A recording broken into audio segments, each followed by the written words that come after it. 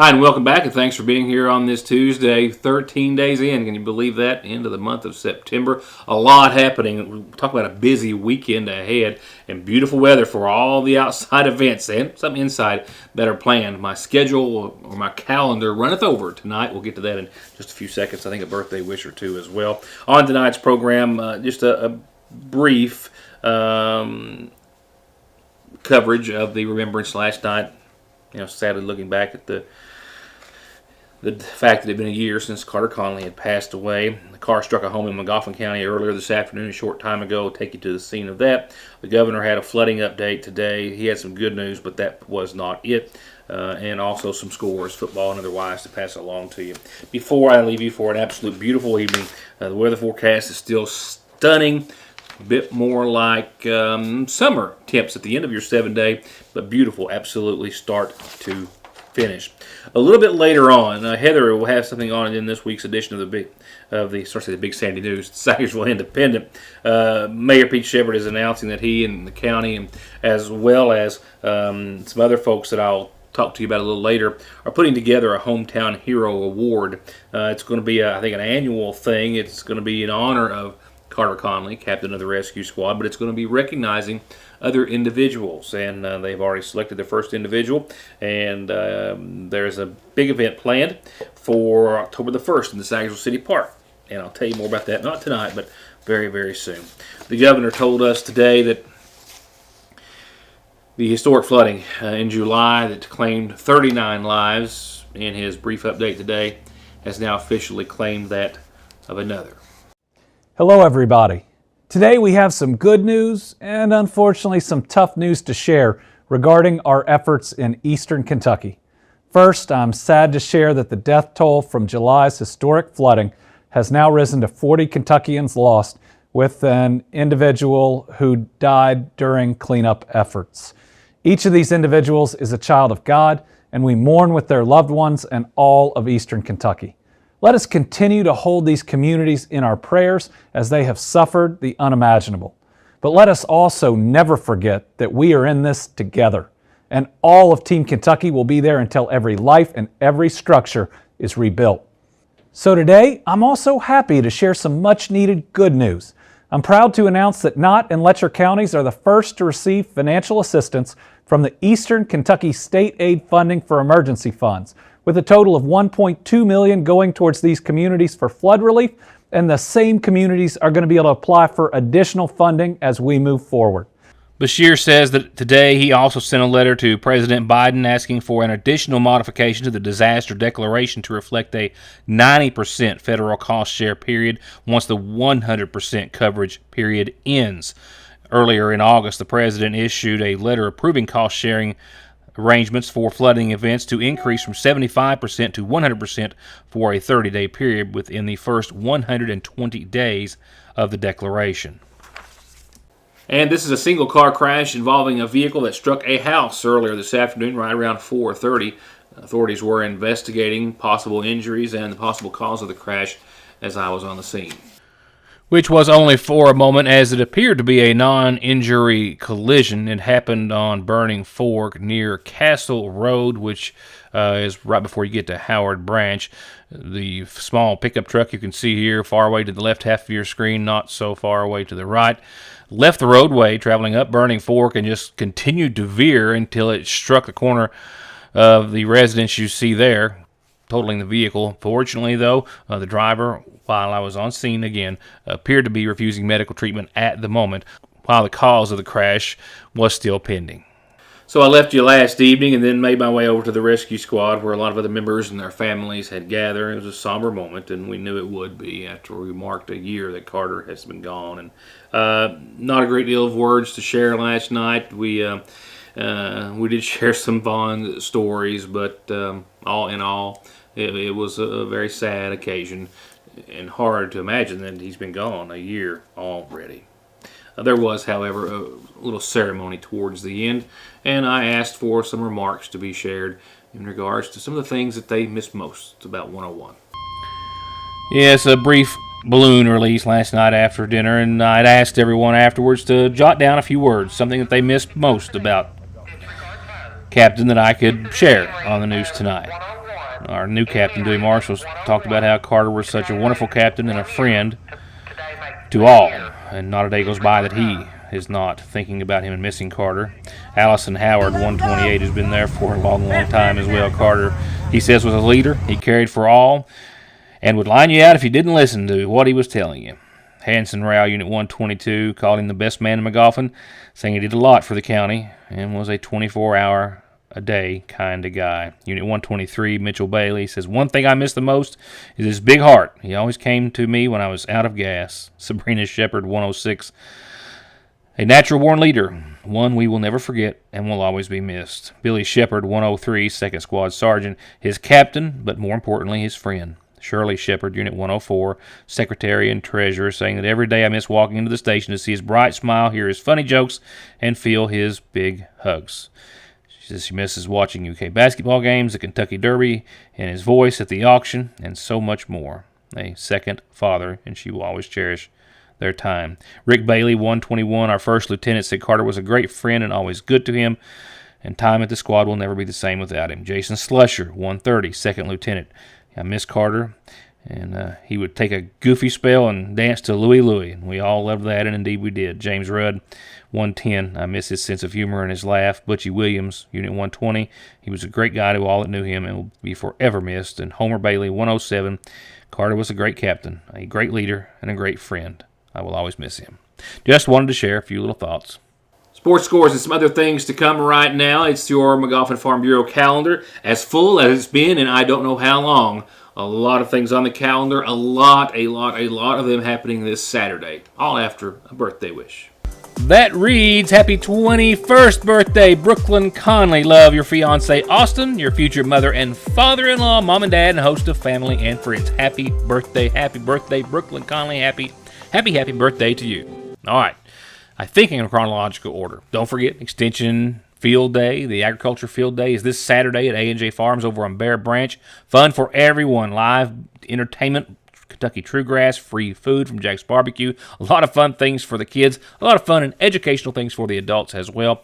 Also, this Saturday, 4:30 to 8:30, the Middle Fork Fire Department is hosting a memorial dinner honoring their neighbor, David Howard, who died in a house fire just days ago, hoping to raise funds to help with funeral services. $7 per meal, $8 with a drink. Call 331-9681 to place an order or stop by anytime. Another horse show coming up at the McGoffin County Horse Park. McGoffin County Lady Hornets basketball team putting this together. Looks like 30 classes. It's this weekend. That's right. Saturday. Gates open at 5:30. The show starts at 7:30. You can help sponsor a class and help support our Lady Hornets. By all means, if you can, contact Coach Justin Williams, who contacted me with the announcement. Our 30-year class reunion for the McGoffin County High School class of 1992. Not my class. I'm a little older than that even. 11 till 2 at the Ramey Park this Saturday. 22nd Annual Hog Roast and Soup Bean Dinner at the North McGoffin Volunteer Fire Department is this Saturday the 17th. Auction starts at 2. The entertainment starts at noon. You know the drill. Wonderful food. A lot to see and buy and do, and a great place to be up on top of the mountain. The Big Half Mountain Baptist Church has homecoming service coming up Sunday the 25th. Now, this is the first thing that's not this weekend, and they'll be doing so a meeting at the Battlefield Park. And Sagersville High School, class of 75, is celebrating 65 years a little later on, October the 8th, on a Saturday, 7 to 11 at the Ramada Inn. But they like to know you're coming, like to hear from you. Contact classmates Diane Conley and Stacy Robinette as soon as you can and let them know that you're coming. And contact me when you have a calendar announcement for absolutely anything for your church, group, club, organization, or a special birthday or anniversary that you would like me to pass along to everyone out there in Your News Today land.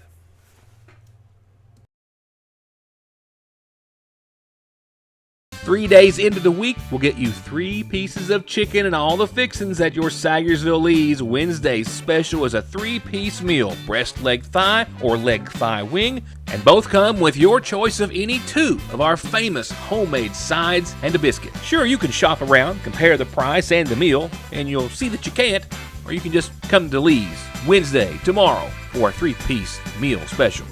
Also famous for our ice. Car wrecks, Truck wreck, disability, workers' comp, slip and fall. wrongful death.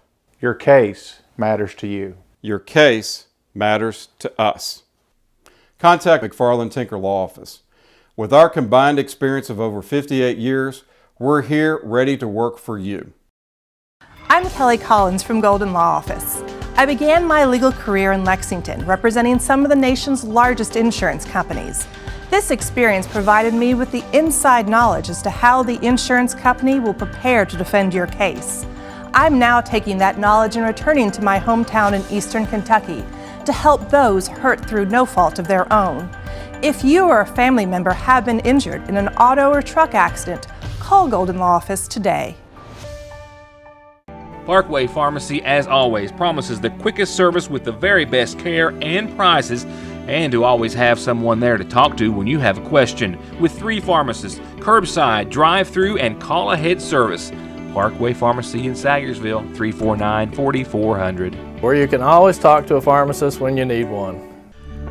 Banking from home or on the go has never been easier and will forever be an important and necessary part of life. And Sagersville National has been and will always be at the forefront of meeting and exceeding your financial needs and giving you the safest and most worry-free online and mobile banking so you can worry about the important things, like what's for dinner. They're there when you need them at the main and branch locations of the Sagersville National Bank. Stop in at Prohibition today. We have hot coffee, iced coffees, frappuccinos. If you're not a fan of coffee, we have non-coffee beverages like Freshies or Red Bull Kickers. Stop in today for a pup cup, whipped cream and dog treats designed specifically for your pup to make their tails wag. Try our delicious donuts from Gracefully Made Donuts, cheesecake and brownies from our local cheesecake lady, and an assortment of other delicious pastries from Rutabaker's Bakery in Moorhead. Stop in or drive through. We're open till 8 p.m. every day, located on the Parkway next to Appalachian Smoke. It was true last week, true this week, it'll be true next week. There's always new arrivals, and now they're for fall at the seasonal shop. They've got new fall shorts and more coming in soon, but they're already fully stocked on cello jeans and cutoffs, and they're now carrying Hornet football, hats, tees, and sweatshirts just in time for the season, and all proceeds go to the Magoffin County Quarterback Club, plus new Ridge and Holler designs, some that need no explanation, and a complete new line of fall baby clothes. And remember, they have baby and wedding registry. They also have a new line by Capri Blue where fashion meets fragrance. Amazingly pleasing scents across a line of candles, diffusers, soaps, lotions, and perfumes for home, car, and the bath. And do yourself a favor and don't even think about looking anywhere else for fall decorations inside and out before you stop by Fraser's Prater Drugs Seasonal Shop.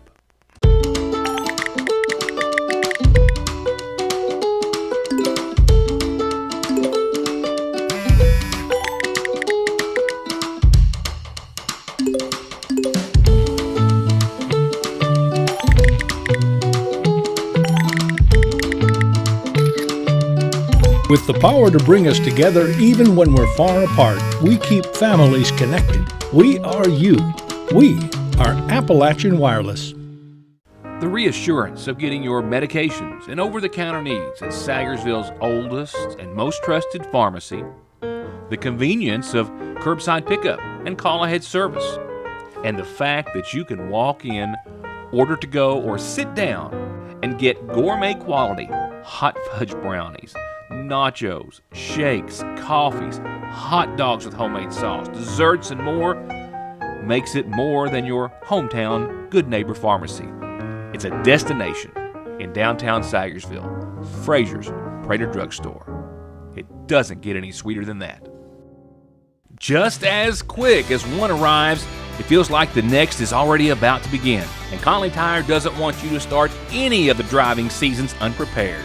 Be safe and sound and get there with the best offers on the best tires by the best manufacturers. All with service you've grown to trust. Go to conleytire.net or stop by in Staffordsville to find out more.